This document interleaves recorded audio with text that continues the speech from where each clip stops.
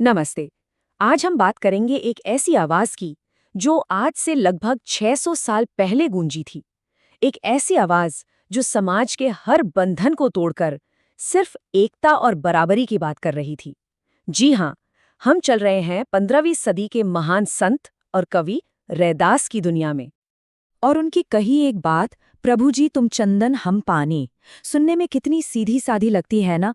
पर इसी एक लाइन में भक्ति और उस गहरे रिश्ते का पूरा सार छिपा है जिसे आज हम खोलने की कोशिश करेंगे। तो इस सफर में हम क्या क्या देखने वाले हैं? सबसे पहले हम जानेंगे कि संत रैदास आखिर थे कौन। फिर उनकी कविताओं में गोता लगाएंगे भक्त और भगवान के उस अनोखे रिश्ते को समझने के लिए।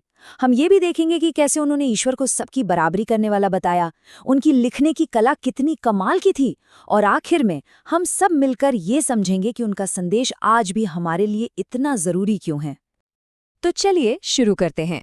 संत रैदास आखिर कौन थे वो? क्या वो सिर्फ एक कवि थे जो सुंदर भजन लिखते थे, या फिर अपने समय के एक बहुत बड़े क्रांतिकारी? आइए पता लगाते हैं। रैदास का जन्म उस दौर में हुआ जब भारत में बहुत कुछ बदल रहा था। 14वीं और 15वीं सदी का समय काफी उथल-पुथल वाला। उसी दौर में भक्ति आंदोलन की एक बहुत बड़ी आवाज बनकर वो उभरे, और उनका असर सोचिए इतना जबरदस्त था कि दिल्ली के सुल्तान सिकंदर लोधी तक ने उन्हें अपने दरबार में बुलाया था। देखिए, रैदास को सिर्फ एक संत कहना काफी नहीं होगा, वो तो एक क्रांतिकारी समाज सुधारक थे। उन्होंने उस समय के रीति रिवाजों को सीधी चुनौती दी। मूर्ति पूजा, तीर्थयात्रा, इन सबको नकार दिया। उनका कहना था, सच्चा धर्म किसी दिखावे में नहीं, वो तो मन की सच्ची भक्ति में है। और सबसे बड़ी बात, उन्होंने जाति पाति से ऊपर उठकर सिर्फ इंसानियत और भाईचारे की बात की। तो अब सवाल ये उठता है कि ईश्वर के साथ उनका ये रिश्ता, ये व्यक्तिगत कनेक्शन आखिर था कैसा? रैदास ने इसे अपने शब्दों में कैसे बांधा है? चलिए इसका जवाब उन्हीं के पहले पद में ढूंढते हैं। इस कविता का जो सेंट्रल आइडिया है ना, वो है एक ऐसा बॉन्ड जो कभी टूट नहीं सकता। उनकी एक लाइन है, जाकी अंग अंग बास समानी। मतलब ईश्वर की खुशबू भक्त के हर एक हिस्से में, रूह के कण कण में ऐसे समा गई है कि अब दोनों को अलग करना नामुमकिन है। और इस अटूट रिश्ते को समझाने के लिए रैदास कमाल के उदाहरण देते हैं, एक के बाद एक। सबसे पहले वो कहते हैं, भगवान अगर चंदन है तो भक्त पानी है। जैसे पानी में चंदन मिला दो तो पानी की हर बूंद से चंदन की महक आने लगती है ना? बस वैसा ही रिश्ता। फिर वो कहते हैं, भगवान घने बादल हैं तो भक्त वो मोर है जो उन बादलों को देखकर खुशी से झूम उठता है, नाचने लगता है। अगर भगवान शांत हैं तो भक्त वो चकोर पक्षी है जिसके बारे में कहते हैं कि वो बिना पलक झपकाए बस चांद को ही देखता रहता है, एकटक। भगवान अगर दीपक हैं तो भक्त उसकी बाती है जो खुद जलती है ताकि दीपक से रोशनी फैल सके।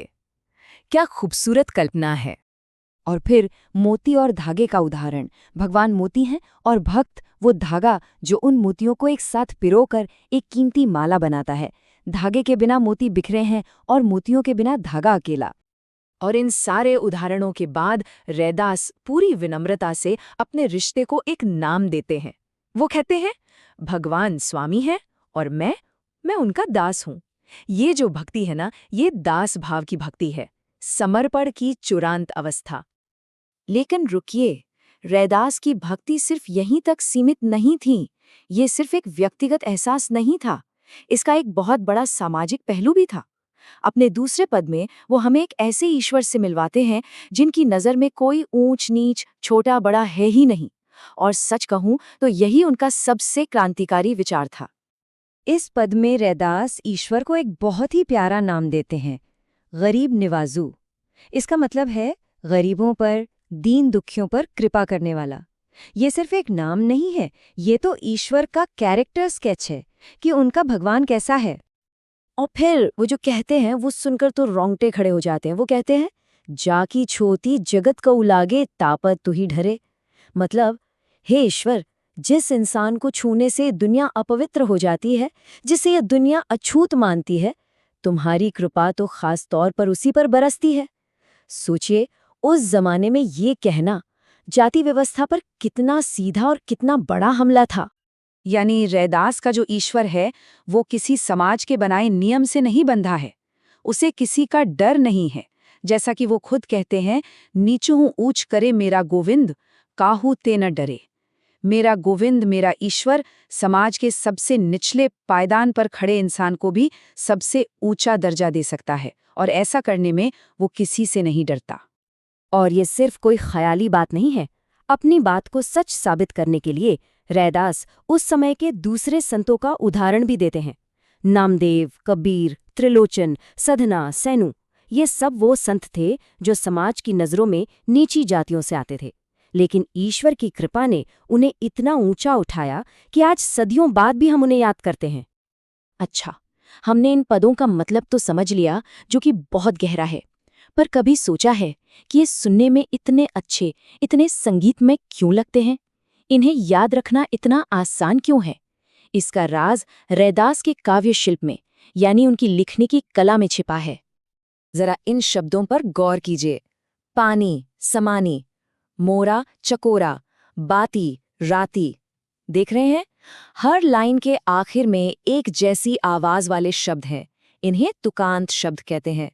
इसी वजह से इन पदों में एक संगीत, एक लय पैदा होती है, जिसे नाद सौंदर्य भी कहते हैं। और यही वजह है कि ये भजन की तरह गाए जाते हैं।